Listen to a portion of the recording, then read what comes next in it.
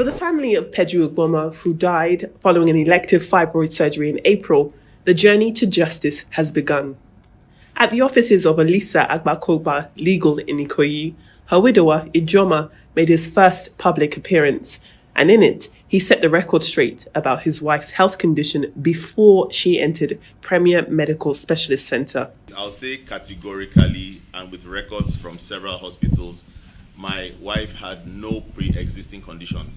But nonetheless, if she had a pre-existing condition, even if she were hypertensive, the doctors ran sufficient tests on her before the surgery for them to have made a good decision, especially with the fact that the surgery was elective.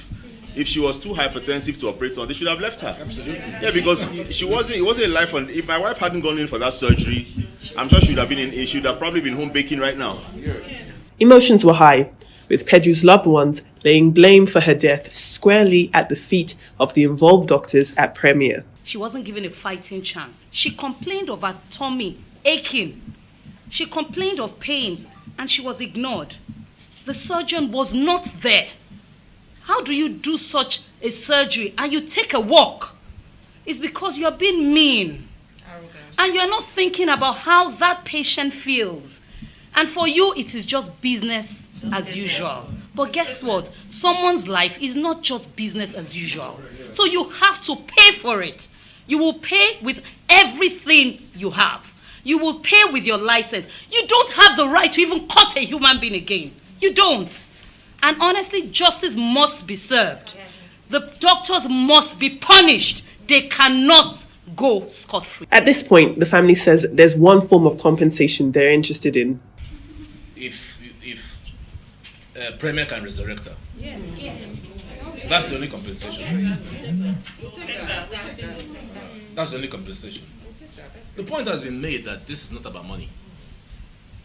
It's about setting right the decrepit healthcare process and system, not just in Premier, but in Nigeria. The legal team plans to do that with requests for an inquest, investigations and inspections. We've petitioned the Nigerian Medical Association. We've also petitioned the Nigeria Medical and Dental Disciplinary Council of Nigeria, obviously we want them to investigate. We've also petitioned the Attorney General of Lagos State. We've also written to the Executive Secretary of the Lagos State Facilities and Monitoring Accreditation Agency. That's the agency that gives hospitals its license to operate. So we're requesting that they investigate and temporarily close the hospital pending the investigation, the outcomes of the investigation. We've also sent a petition to the Consumer Protection Council, because at the end of the day, we're still consumers of the medical business, as it were. And we've also written to the Lagos State House of Assembly, asking for a public hearing to basically talk about the health reforms for Lagos State. And of course, in her honor, we're titling that the Peju Ugboma Health Reform Initiative. Ijoma says he's in this for the long run. I think there's always a turning point. If you drive it hard enough, there's always a turning point. Because a lot of people have walked the road I'm walking now, and they decided to turn back halfway. So, I mean, let's test the process. No, we are not going to stop this thing halfway. The only thing is that we need the support of Nigerians as a whole. It's not just me, it's not just you. Let us do the proper thing. So tomorrow, we'll be confident.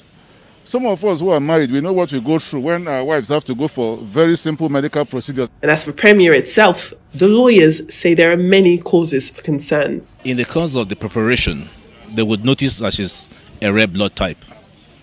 Now, the type of operation that she went for is usually associated with a lot of loss of blood. Why didn't they have a blood bank? It beggars belief that they didn't have blood on standby. It was only when things became bad that they had to tell the husband, go get blood. They didn't have a CT scan. They didn't even have an ultrasound scan. If you're cutting somebody, abdominal cut, it presupposes that something might go wrong and you need to go right back in. Now, to understand what's going on, you've got to do an ultrasound scan.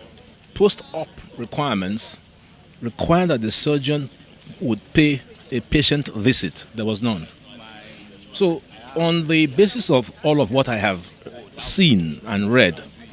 And on the report of Evercare that ends with, I can send you a copy if you want, that ends with the word, "This is a case fit for the coroner."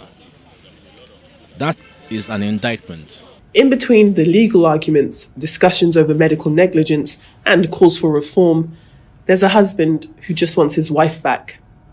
Unable to get that, he says he'll settle for justice. Adefemi Akinsanya, Arise News, Lagos.